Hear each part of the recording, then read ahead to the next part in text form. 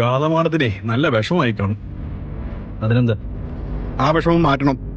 അതിന് വേറെ ആളെ നോക്കണം. എനിക്ക് അത്ര കുട്ടിക്കളിക്കുന്ന സമയമില്ല. അങ്ങനെ കുട്ടികൾക്ക് സമയമില്ലാത്തവരെ പ്രേമിക്കാൻ നിൽക്കരുത്.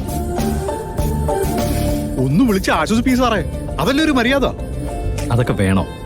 എന്റെ സാറേ, നമുക്ക് വേറെ എന്ത് കാര്യവും സ്റ്റാൻഡേർഡ് ആയിട്ട് ചിന്തിക്കാം. പക്ഷേ പ്രേമത്തിന്റെ കാര്യത്തില് അത് പറ്റില്ല. അതല്പം പൈങ്കിളി ആയാലേ പറ്റൂ.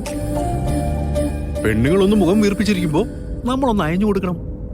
അതാ അതിന്റെ ശരി. വലിയ എക്സ്പീരിയൻസിലാണല്ലോ താൻ പറയുന്നത്. എന്നിട്ട് തനിക്കെന്താ പെണ്ണ് കിട്ടാത്തെ? തൽക്കാലം എന്റെ കാര്യം അവിടെ നിൽക്കട്ടെ. എന്റെ പെണ്ണ് കാണലും കല്യാണവും ഒക്കെ സാറ് കൃത്യമായിട്ട് മുടക്കുന്നുണ്ടല്ലോ. സാർ ഒന്ന് വിളിക്കാൻ നോക്ക്. വിളിക്ക്.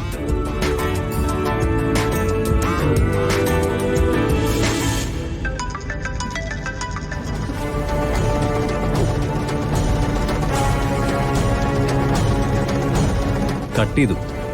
അപ്പൊ കടുത്ത പിണക്കത്തെയാണല്ലേ. സാറേ, നമുക്കൊരു കാര്യം ചെയ്താലോ? എന്താ? മീറ്റിങ്ങിന് നമുക്ക് ഇനിയും സമയമുണ്ട്. ഗാതമാർത്തിന്റെ വീട് നമ്മൾ പോകുന്ന വഴിക്കല്ലേ, നമുക്ക് അവിടെ ഒന്ന് കയറാം. എന്നിട്ട് ഒരു കോംപ്രമൈസ്. സാർ അങ്ങോട്ട് ചെന്ന് കാണുന്നു എന്ന് പറയുമ്പോ ഗാതമാർത്തിന്റെ പിണക്കമൊക്കെ ഈ കാറ്റില് പൊടിപാറുന്ന പോലെ അങ്ങ് പൊക്കോളൂന്നേ. താൻ എന്നെ തനി പൈങ്കിലാക്കി അടങ്ങും അല്ലോടെ മണിക്കുഞ്ഞ്. വേറെ ആരോടാ സാറേ വിട്ടുവീഴ്ച ചെയ്യാൻ പറ്റുക? ഇതൊരു രസമല്ലേ? നമുക്ക് പോവാം സാറേ.